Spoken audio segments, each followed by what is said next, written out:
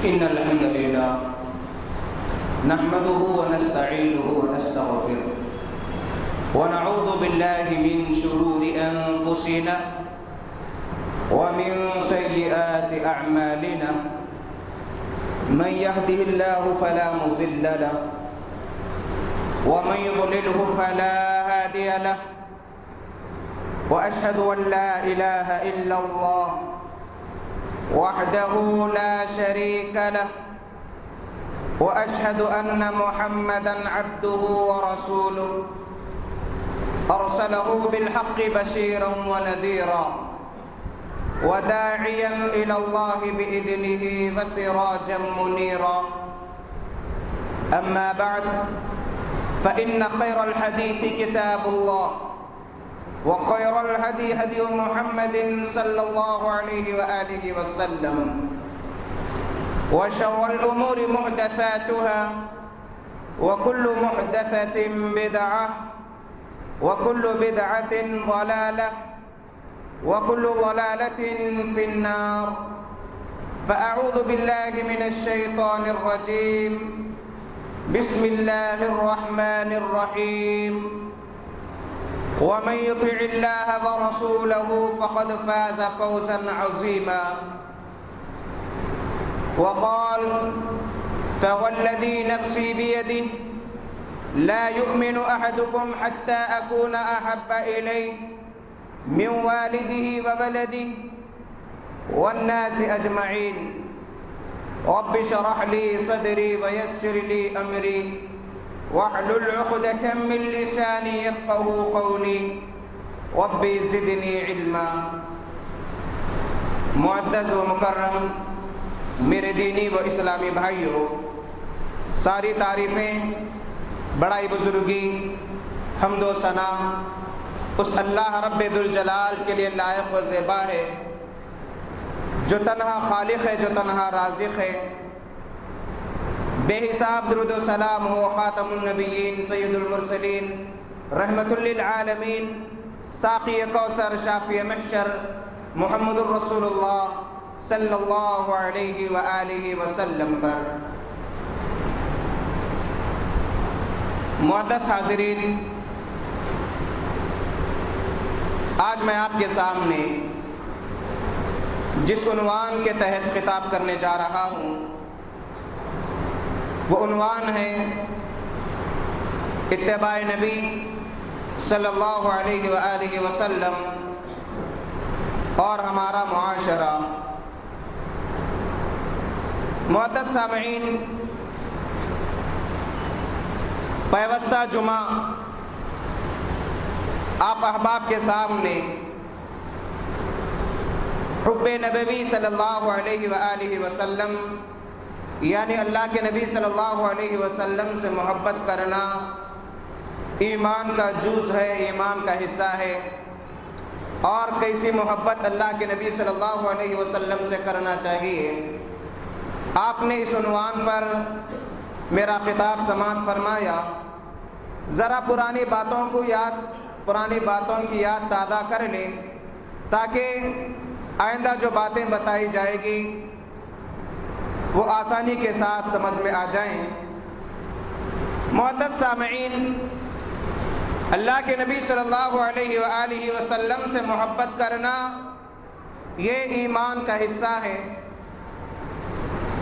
اگر آپ کی شان میں ادنا سی گستاخی ہو جائے تو اسلام سے خارج ہو جائیں گے۔ اسی طریقے سے اللہ کے نبی صلی اللہ علیہ وسلم سے محبت کا بنیادی تقاضا، محبت کی بنیادی علامت اللہ کے نبی صلی اللہ علیہ وسلم کی تعلیمات پر عمل کرنا، سنتوں پر عمل کرنا، آپ کے بتائے ہوئے باتوں پر عمل کرنا، ان چیزوں سے رکنا جن سے اللہ کے نبی صلی اللہ علیہ وسلم نے رکنے کا حکم دیا۔ اسے اطاعت و اتباع کہتے ہیں۔ اللہ تعالیٰ قرآن مجید میں سورہ احزاب آیت نمبر 21 میں ارشاد فرماتے ہیں وَمَن يُطِعِ اللَّهَ وَرَسُولَهُ، جو اللہ کی اطاعت کرے گا اور اس کے رسول صلی اللہ علیہ وسلم کی اطاعت کرے گا فقد فاز فوزا عظیما، گویا کہ وہ سب سے بڑی کامیابی حاصل کر لیا۔ اس سے بڑی کامیابی دنیا کی کوئی ہو ہی نہیں سکتی۔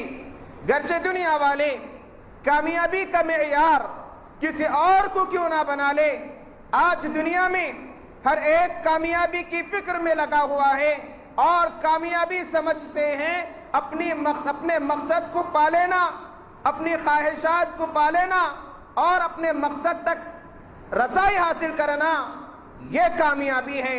ایک تاجر اپنی تجارت میں آگے بڑھنے کو اور بہت سارا نفع کمانے کو کامیابی سمجھتا ہے۔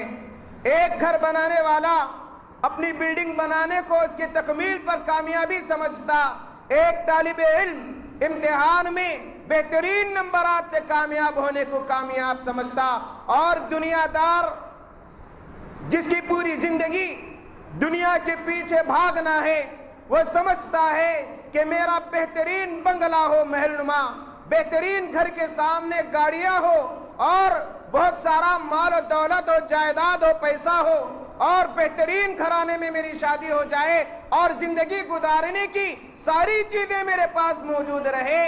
تو آج دنیا والے اسے دیکھ کر سمجھتے ہیں کہ کتنا ویل سیٹل کامیاب ترین انسان ہے۔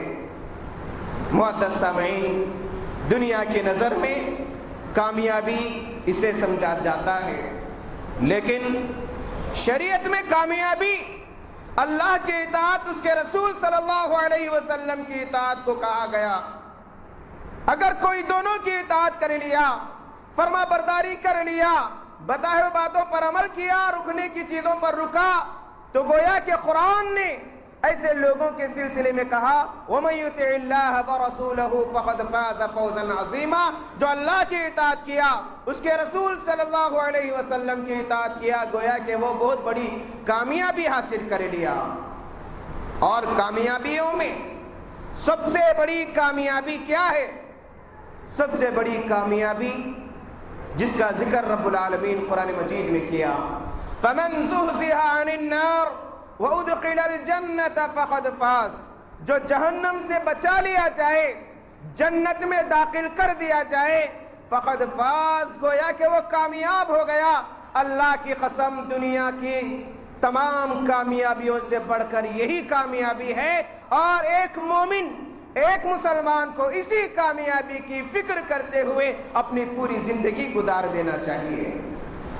دنیا کی کامیابیاں عارضی قبر تک کام آنے والی کامیابیاں ہیں، چاہے کتنی بڑی سے بڑی کامیابی دنیا کی کیوں نہ مل جائے، لیکن یہ تمام کامیابیاں قبر تک کام آئے گی۔ اس کے بعد حقیقی جو کامیابی ہے، عبادتیں، نیکیاں، اللہ اور اس کے رسول صلی اللہ علیہ وسلم کی فرما برداری، یہی قبر کے بعد کی زندگی میں کام آنے والی چیزیں ہیں۔ معزز سامعین، صحابہ کرام کی زندگی کا جب ہم جائزہ لیتے ہیں تو صحابہ کرام رضوان اللہ علیہم اجمعین اللہ کے نبی صلی اللہ علیہ وآلہ وسلم سے، کائنات کے سارے انسانوں سے بڑھ کر محبت کرنے والے تھے۔ جتنی محبت صحابہ اللہ کے نبی صلی اللہ علیہ وسلم سے کیا کرتے تھے، آج ہماری محبت صحابہ کے پیروں کے دھول کی برابر بھی نہیں ہے۔ انہوں نے اللہ کے نبی صلی اللہ علیہ وسلم سے محبت کا جو حق ادا کیا، کائنات میں اس کی مثال مل ہی نہیں سکتی۔ صحابہ کی محبت کیسی تھی؟ جب صحابہ نے کہا اے اللہ کے نبی صلی اللہ علیہ وسلم، ہمیں آپ کو حد درجے محبت ہے، اور نبی کریم صلی اللہ علیہ وسلم نے بھی محبت کی ترغیب دی، فوالذی نفسی بیدی، قسم اس ذات کی جس کے ہاتھ میں میری جان ہے، صحیح مسلم کی روایت ہے، فوالذی نفسی بیدی لا یؤمن احدکم، تم میں سے کوئی ایمان والا ہو نہیں سکتا، قسم بخدا ایمان والا ہو ہی نہیں سکتا، کون؟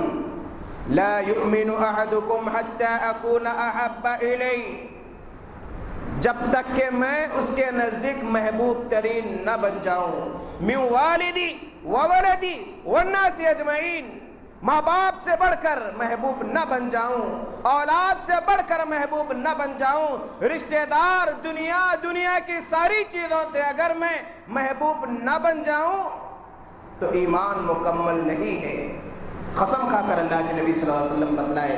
اب سوال پیدا ہوتا ہے، کیا کوئی اگر یہ سوچ لے یا زبان سے یہ کہہ دے کہ میں اللہ کے نبی صلی اللہ علیہ وسلم سے حد درجے محبت کرنے والا ہوں، اور محبت کے نعرے بھی لگا دے، محبت کے تذکرے لوگوں کے سامنے بھی کرتا پھرے، اور اگر سنتوں کی خلاف ورزی کر رہا ہے، احادیث کے خلاف عمل کر رہا ہے، سنتوں کو نظر انداز کر رہا ہے، احادیث کو نظر انداز کر رہا ہے، منمانی زندگی گزار رہا ہے، تو کیا اس محبت کو حقیقی محبت کہیں گے؟ کیونکہ محبت کا سب سے پہلا تقاضا ہے اطاعت و فرما برداری۔ اطاعت و فرما برداری نہیں ہے تو ایسی محبت بیکار ہے۔ اطاعت و فرما برداری کے ساتھ اگر محبت ہے تو یہی محبت کامیاب ہے۔ کوئی اگر یہ دعویٰ کرے کہ میں اللہ کے نبی صلی اللہ علیہ وسلم کی سنتوں پر عمل کرنے والا ہوں، احادیث پر عمل کرنے والا ہوں، چھوٹی سی چھوٹی سنت پر کیوں نہ ہو عمل کروں گا، اپنی زندگی میں اپنے آقا جناب محمد رسول اللہ صلی اللہ علیہ وسلم کی تعلیمات کے مطابق گزار دوں گا، لیکن آپ کی شان میں گستاخی کرتا ہے، حقارت کا مظاہرہ کرتا ہے، دل آپ کی محبت سے خالی ہے، یہ اطاعت و فرما برداری بیکار ہے۔ بیکار ہے اطاعت و فرما برداری۔ کیوں؟ یہ دونوں لازم و ملزوم چیزیں ہیں۔ محبت ہے تو اطاعت ضروری، اطاعت ہے تو محبت ضروری۔ یہی محبت شریعت نے بتلائی ہے۔ ایسی محبت صحابہ کرام رضوان اللہ تعالی علیہ مجمعین کی تھی۔ دیکھیے صحابہ کی زندگیاں کیسی تھی، صحابہ نے محبت کا کیسے حق ادا کیے۔ آج ہمارا معاشرہ کیا ہے؟ آج ہم منمانی زندگی گزار رہے ہیں۔ چاہے ہمارا شادی بیاہ کا معاملہ ہو، اگر ہم کسی سے کہہ دیں کہ بھائی شادی کے موقع پر جو رسومات کیے جا رہے ہیں، قوامس کا رسم، فلاں رسم، مہندی، ہلدی، شادی کے بعد کی رسمیں، چوتھی، فلاں بلا بدتر، یہ سنت کے خلاف ہے، تو شرما کر کہتے ہیں کہ کیا کرنا، گھر کے بڑے لوگ پابند بنا رہے ہیں۔ کہاں گئی سنتیں، کہاں گئی فرما برداری؟ دنیا والے نہ مانے کوئی بات نہیں، لیکن یہ فکر کرنا چاہیے کہ اگر اللہ ناراض ہو جائے تو کیا؟ معزز سامعین، اسلام نکاح کا طریقہ بھی بتلا دیا، آسان کر کے بھی اللہ کے نبی صلی اللہ علیہ وسلم بتلا دیے، لیکن آج نکاح کے معاملے میں ہم کتنی سنتوں پر عمل کرتے ہیں، کتنی سنتوں پر عمل کرتے ہیں۔ معاشرہ اتنا مجبور کر دیا، کوئی اگر آج کے معاشرے میں سادگی کے ساتھ سنت کے مطابق اگر نکاح کرنا چاہے تو لوگ اسے تانے دیتے ہیں، نعوذ باللہ من ذالک۔ یہ سنتوں سے دوری کا نتیجہ ہے، اطاعت و فرما برداری سے دوری کا نتیجہ ہے۔ اگر واقعی اطاعت و فرما برداری ہوتی، ہر عمل سے پہلے سوچتے کہ اسلام اس سلسلے میں کیا حکم دیتا ہے، میرے آقا اس سلسلے میں کیا فرمائے ہیں۔ صرف ایک موٹی مثال دیا میں نکاح کی، ویسے ہر عبادتوں کا معاملات، آج ہمارے معاملات کیسے ہیں میرے بھائی؟ کوئی اگر کسی غیر مسلم سے معاملہ کرنا چاہے تو اطمینان کے ساتھ کاروباری مسئلہ، جائیداد کا مسئلہ، لین دین کا مسئلہ آسانی کے ساتھ کر لیتا ہے، لیکن آج مسلمانوں کی حالت یہ ہو گئی ہے کہ اگر کسی مسلمان سے کوئی معاملہ داری کرے تو دھوکے کا اندیشہ، لوگ ڈرتے ہیں، قرضے دینے ڈرتے ہیں، کاروبار ساتھ میں کرنے ڈرتے ہیں، پارٹنرشپ میں کاروبار کرنے کے لیے ڈرتے ہیں، جائیداد کے معاملہ داری کرنے میں ڈرتے ہیں، دنیاوی معاملات میں ڈرتے ہیں۔ کیوں؟ اس لیے کہ دنیا داری غالب آ گئی، ہم نے دین کو نظر انداز کر دیا، زبانی دعوے ہے، عمل میں بالکل زیرو ہے میرے بھائی۔ اس کی وجہ سے آج دنیا میں مسلمان ذلیل و رسوا ہو رہے ہیں۔ سنتوں کو نظر انداز کرنے کی سزا، مسند احمد کی روایت ہے، اللہ کے نبی صلی اللہ علیہ وسلم نے فرمایا، اس حدیث کو غور سے سنیے، یاد رکھیے، دوسرے دوست احباب کو بتلائیے۔ کیوں؟ اس لیے کہ سنتوں کا ایک فائدہ یہ ہے احادیث سیکھنے، یاد کرنے، دوسروں کو پہنچانے کا۔ اللہ کے نبی صلی اللہ علیہ وسلم نے دعا دی، نظر اللہ عمران، اللہ تعالیٰ اس شخص کے چہرے کو تر و تازہ رکھے، خوش و خرم رکھے، جس نے میری بات سنی، یاد کیا، دوسروں تک پہنچا دیا عمل کر کے۔ خوشخبری ہے اللہ کے نبی صلی اللہ علیہ وسلم کی سنتوں کو یاد کرنا، احادیث کو یاد کر کے پہنچانا باعث خوشخبری ہے۔ اللہ کے نبی صلی اللہ علیہ وسلم نے دعائیں دی ہیں ایسے لوگوں کے لیے۔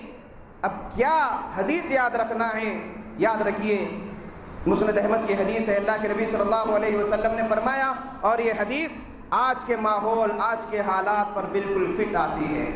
آج مسلمان ماشاءاللہ جائیداد کے معاملے میں بڑے آگے نظر آتے ہیں، اور مسلمانوں کی دولت شادی بیاہ میں نظر آتی ہے کہ کس طریقے سے پانی کی طرح پیسہ بہاتے ہیں۔ غریب نہیں ہے مسلمان اللہ ماشاءاللہ، لیکن ایک بڑی تعداد ماشاءاللہ بہت مالدار ترین ہے، خاندانی اعتبار سے ممتاز ترین ہے، ساری سہولتیں سب کچھ موجود ہے، لیکن آج سکون نہیں ہے زندگی میں۔ نیند کے لیے انسان ترستا ہے، اولاد سے سکون نہیں، بیوی بچوں سے سکون نہیں، بہترین محل نما گھر ہے، آرام کی سہولتیں ہیں، لیکن گھر میں سکون نہیں، پریشانی، ٹینشن، بیماریاں۔ آج مسلمانوں کے پیچھے لگی ہوئی چیزیں کیوں؟ اس کے کئی وجوہات ہیں، اس میں سے ایک وجہ یہ ہے، اللہ کے نبی صلی اللہ علیہ وسلم نے فرمایا، جعلت الذلۃ والصغار علی من خالف امری، جو میری سنتوں کے خلاف ورزی کرے گا، احادیث کو نظر انداز کر دے گا، میرے فرامین کو چھوڑ دے گا، سنتوں کے خلاف عمل کرے گا، ایسے لوگوں پر ذلت، رسوائی مار دی جائے گی۔ آج مسلمان جو ذلیل ہو رہے ہیں، سب چیزیں رہنے کے باوجود سنتوں کو چھوڑنے کے نتیجے میں ہیں، احادیث کو نظر انداز کرنے کے نتیجے میں ہیں، احادیث کا مذاق اڑانا، یہ گستاخ نبوی صلی اللہ علیہ وسلم ہے، کیونکہ اللہ کے نبی صلی اللہ علیہ وسلم کی گستاخی کرنا بھی منع، آپ کے فرامین کی گستاخی بھی کرنا منع ہے۔ صحابہ کیسے عمل کیا کرتے تھے؟ دیکھیے، ابو داؤد کی روایت ہے، صحابہ کرام کا معمول تھا کہ جب کبھی جنگوں کے لیے، سفر کے لیے نکلتے اور تھک جاتے، راستے میں کہیں اسلامی لشکر پڑاؤ ڈالتا، رکتا، تو لوگ سایوں کی تلاش میں دو تین ادھر گروپ کی شکل میں ادھر ادھر منتشر ہو جایا کرتے تھے صحابہ۔ اللہ کے نبی صلی اللہ علیہ وسلم نے جب صحابہ کی یہ کیفیت دیکھی تو فرمایا کہ تمہارا اس طریقے سے منتشر ہونا، جدا جدا ہونا، ٹولیوں میں بٹ جانا، یہ شیطان کی طرف سے ہے۔ یہ حکم سننا تھا۔ روایتوں میں آتا ہے کہ صحابہ اتنے قریب ہو گئے کہ اگر چادر بچھا دی جاتی تو پورے چادر کے اندر آ جاتے۔ اللہ کے نبی صلی اللہ علیہ وسلم نے لوگوں کو اتحاد کا اس طریقے سے درس دیا۔ آج مسلمانوں کی حالت کیا ہے؟ مسلکوں کے نام پر دور ہے، مساجد الگ الگ بنی ہوئی ہے، نفرتیں عام ہو گئی ہے، عمل کرنا نہیں کرنا دور کی بات، آج ہر ایک کو اپنا مسلک پسند ہے، عبادتیں کریں نہ کریں کوئی بات نہیں، لیکن آج عبادت کے مسائل پر لڑائی جھگڑا ہے۔ فجر کی نماز نہیں پڑھتی اکثریت، اس سے مسئلہ نہیں، لیکن فجر کی نماز کے سلسلے میں اختلافات میں آگے نظر آتے ہیں مسلمان، عمل میں پیچھے، اختلاف میں سب سے پہلے۔ اسلام اتحاد کا درس دیا، مل جل کر رہنے کی تعلیم دی، ایک دوسرے کو برداشت کرنے کا حکم دیا۔ صحابہ کو اللہ کے نبی صلی اللہ علیہ وسلم نے کیسے جوڑے؟ بلال حبشی حبشہ کے رہنے والے غلام تھے، آ گئے۔ صہیب رومی روم کے رہنے والے روم سے آ گئے۔ کئی لوگ دور دراز مقامات سے آ گئے، ایک صف میں کھڑے ہو گئے۔ نماز کا یہ جو طریقہ کار ہے، اتحاد کا درس ملتا ہے نماز سے، اتحاد کا درس ملتا ہے۔ امام کے پیچھے کھڑے رہنا ایک خاص وقت، امام جو حرکت کیا وہ کرنا پیچھے والے، گرچہ پسند ہو یا نہ پسند ہو، جتنی دیر امام سجدہ کرا پورے جھکے رہنا سجدے میں، یہ امیر کی اطاعت کا درس دیا گیا، مسلمانوں کو اتحاد و اتفاق کا درس دیا گیا عبادتوں کے ذریعے۔ لیکن آج مسلمان انتشار کا شکار ہے، اختلاف، لڑائی جھگڑے، جس کی وجہ سے برکت ختم ہو گئی۔ اتنی تعداد میں رہنے کے باوجود لڑ جھگڑنے کی بنا پر کوئی قدر و قیمت نہیں مسلمانوں کی۔ معزز سامعین، صحابہ کی اطاعت و فرما برداری دیکھیے کیسی ہے، آج ہمارے معاملات کیسے ہیں، معاملات میں خیانت، باتوں میں جھوٹ، جبکہ اللہ کے نبی صلی اللہ علیہ وسلم نے نیکی کی تعلیم دی، علیکم بالصدق کہا، ایاکم والکذب کہا، لوگوں سچائی کو لازم پکڑو، سچی بات کرو، جھوٹ سے بچو۔ آج ہماری زبان کیسی ہے، فون کر رہے ہیں، کسی سے ملنے کا وعدہ ہے، رہتے ہیں سکندر آباد میں، کہتے ہیں کہ چار مینار پر ہوں، کب آ رہے بھائی؟ آنے میں 1 گھنٹہ ہے، بولتے ہیں 10 منٹ میں پہنچوں گا، کیا کل ملیں گے؟ ارادہ نہیں، لیکن زبان سے انشاءاللہ نکل گیا۔ زبان کا کوئی اعتبار نہیں آج مسلمانوں کی، کیوں؟ اس لیے کہ اللہ کے نبی صلی اللہ علیہ وسلم سے عملی محبت نہیں، زبانی محبت ہے، زبانی محبت ہے۔ اگر محبت ہوتی تو سچ کو لازم پکڑتے، جھوٹ کو چھوڑ دیتے، زبان کی ہلاکتوں سے بچتے، زبان کا صحیح استعمال کرتے۔ صحابہ کرام اطاعت و فرما برداری کے وہ نمونے، وہ مظاہرے پیش کیے، تاریخ ایسی مثال پیش کرنے سے قاصر ہے۔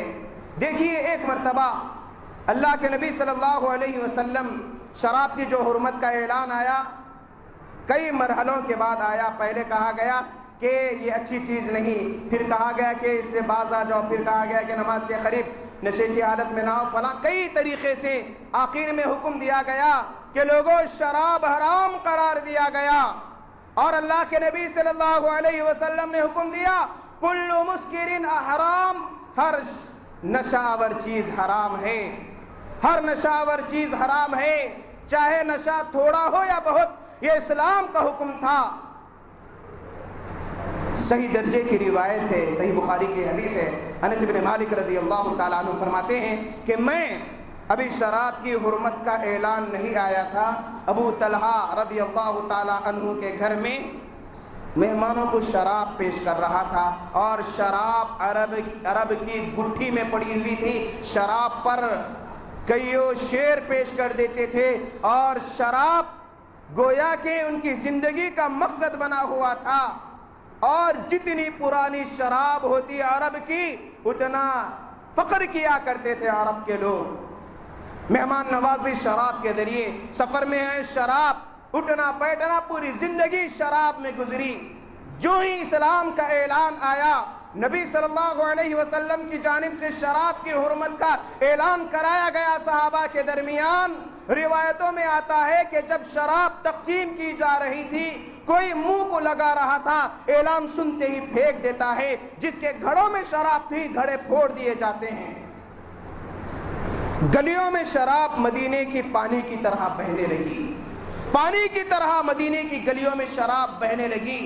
ایک حکم سننا تھا کہ اپنی پسندیدہ مرغوب مشروب کو پھینک دیتے ہیں۔ آج ہمارے کتنے بھائی نشاور چیز کا استعمال، گرچہ نام کچھ بھی ہو، نام کچھ بھی ہو، کیونکہ تفصیل بتانا نہیں چاہتا، بعض بھائی ہمارے ناراض ہو جائیں گے، اب کیا کیا نشے کی چیزیں ہیں۔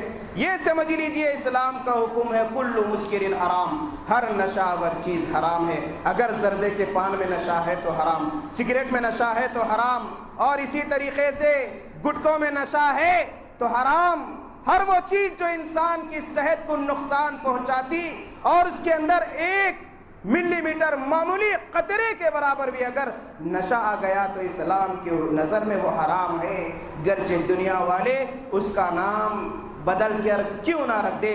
دیکھیے صحابہ کی فرما برداری، ایک حکم سننا تھا، فرما برداری کے لیے تیار ہو گئے۔ پوری باتوں کا خلاصہ یہ ہے کہ اللہ کے نبی صلی اللہ علیہ وسلم کی اطاعت و فرما برداری صرف عبادتوں ہی میں نہیں بلکہ معاملہ داری میں، اخلاق میں، رہن سہن میں، سنتوں کو فالو کرنا چاہیے، سنتوں پر عمل کرنا چاہیے، سنتوں سے محبت کیجئے، سنتوں پر عمل کیجئے، زندگی میں اللہ تعالیٰ خیر و برکت نازل فرمائے گا۔ سنتوں کو نظر انداز کر دیں گے، سنتوں کو چھوڑ دیں گے، اللہ تعالیٰ دنیا میں بھی ذلیل کر دے گا، آخرت میں بھی ذلیل و رسوا کر دے گا۔ اللہ تعالیٰ سے دعا ہے الہ العالمین ہم تمام کو اللہ کے نبی صلی اللہ علیہ وسلم سے حقیقی محبت کرنے والا بنا۔ الہ العالمین ہم تمام کو سنتوں سے محبت کرنے والا بنا۔ الہ العالمین ہم تمام کو اللہ کے نبی صلی اللہ علیہ وسلم کی سنتوں کی اتباع کرنے کی توفیق عطا فرما، آپ کی فرما برداری کی توفیق عطا فرما، قرآن و حدیث پر عمل کرنے کی توفیق عطا فرما، سنتوں کو اپنی دل و جان سے لگانے کی اللہ تعالیٰ توفیق عطا فرما، سنتوں پر عمل کرنے کے لیے الہی ہمارے دل و دماغ کو آمادہ کر دے، ہمارے سینوں کو کھول دے سنتوں پر عمل کرنے کے لیے۔ الہ العالمین عبادتوں کی سنتوں پر عمل کرنے کی توفیق عطا فرما، معاملہ داری کی سنتوں پر عمل کرنے کی توفیق عطا فرما، اوصاف و اخلاق کی سنتوں پر عمل کرنے کی توفیق عطا فرما، حقوق کی سنتوں پر عمل کرنے کی توفیق عطا فرما۔ الغرض ہر قسم کی سنت، چاہے سنت چھوٹی ہو یا بڑی، اس سے محبت کرنے کی اللہ تعالیٰ توفیق عطا فرما، اور اسے مسلمانوں کو یہ توفیق دے کہ وہ اپنی زندگی میں ان سنتوں کو نافذ فرمائیں۔ ربنا آتنا فی الدنیا حسنۃ وفی الآخرۃ حسنۃ وقنا عذاب النار۔